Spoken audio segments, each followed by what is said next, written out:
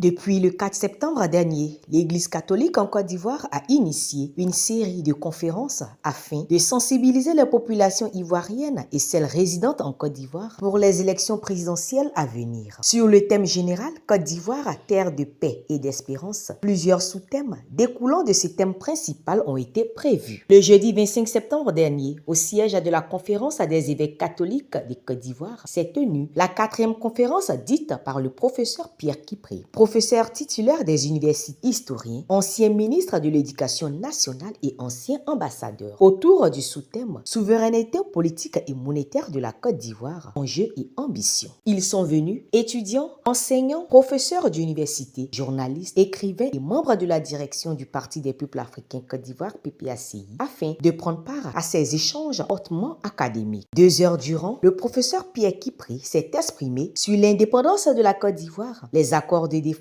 et de coopération entre la Côte d'Ivoire et l'ex-pays colonisateur, la France. Le multipartisme depuis 1990, la culture, l'endettement de la Côte d'Ivoire, la BCEAO et le franc CFA anciennement arrimé au franc français. La souveraineté monétaire de la Côte d'Ivoire qui, pour le professeur Pierre Kipré, est juste une coquille vide. Parfois avec l'indépendance, parce que un État indépendant, pour vivre son indépendance, a besoin d'être souverain, c'est-à-dire de pouvoir décider par lui-même.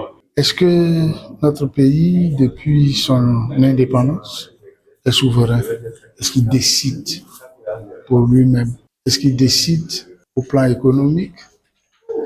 Est-ce qu'il décide de ce qu'il doit faire au plan politique? L'analyse de toute la période prouve que non. Au plan économique, mais surtout au plan monétaire, c'est pire.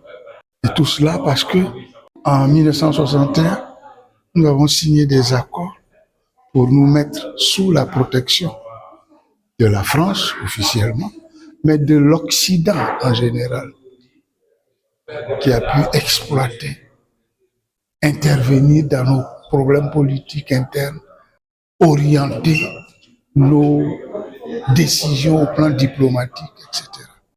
Et tout cela vient de ce que nous avons perdu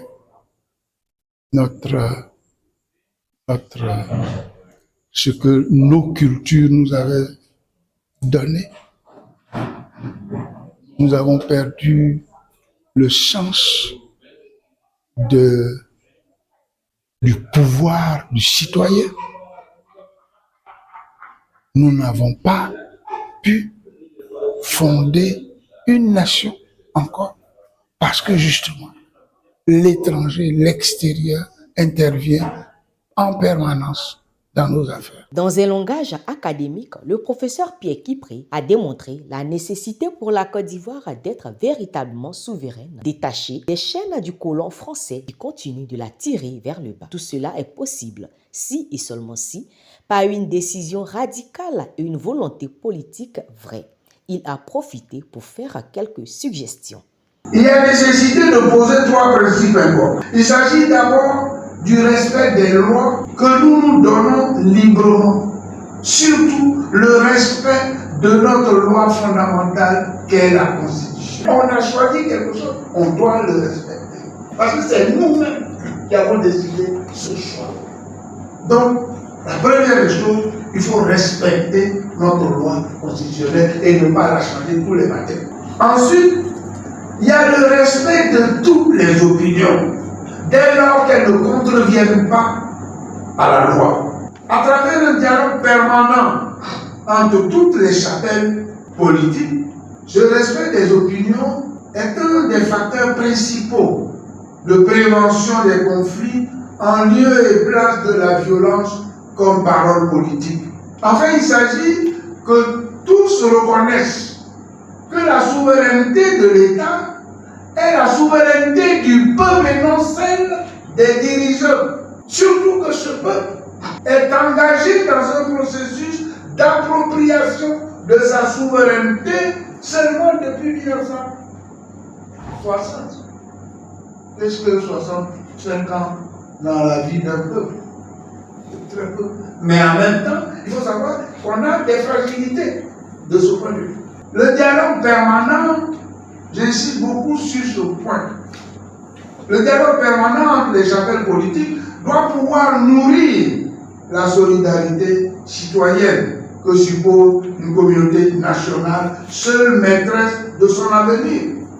Pour cela, on veillera à une stricte séparation des instances de pouvoir, l'obligation de redevabilité des actions que l'on exigera dans chaque instance ouvrira la voie au progrès significatif du processus de démocratie participative et légitime, dans le respect des droits de tous et le respect des biens de la collectivité nationale. Il faut enfin une révision de la perception des relations avec l'extérieur. Parce que les Africains que nous sommes, en tout cas pour prendre le cas là, nous sommes toujours en train de parler de l'amitié séculaire pour signer un traité, de l'héritage commun, de l'histoire commune, tissée par la colonisation, tissée par ceci, tissée par cela. Il y a une compréhension subjective des relations internationales. Or, les rapports de peuple ne répondent pas du tout aux sentiments.